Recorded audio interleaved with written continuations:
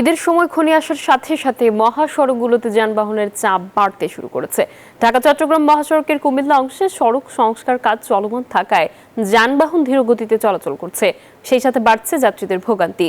ট্রেনে যুক্ত হচ্ছে বাড়তি কোচ ও স্পেশাল ট্রেন। যাত্রাপথে যে কোনো অপ্রীতিকর পরিস্থিতি এড়াতে কঠোর মনিটরিং ব্যবস্থা জোরদারের কথা জানিয়েছে আইন শৃঙ্খলা বাহিনী। সহকর্মীদের পাঠানো তথ্য ও ছবিতে ডেস্ক রিপোর্ট।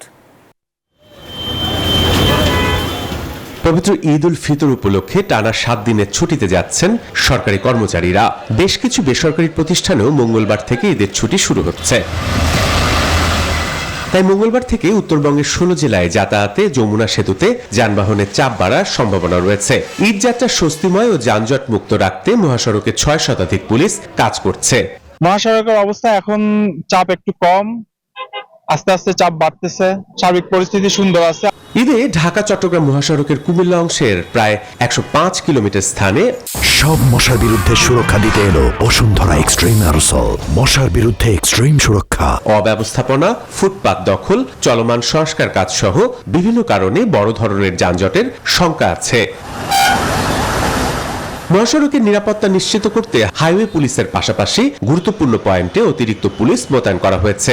বেলা যত ঘুরতেছে মানুষের আনাগোনা বাড়তেছে, তবে এবার আমাদের পুলিশ সুপার মহোদয়ের নির্দেশে আমরা যেভাবে ট্রাফিকিং ব্যবস্থা আয়োজন করা হয়েছে তাতে আশা করি ইনশাআল্লাহ সমস্যা হবে না।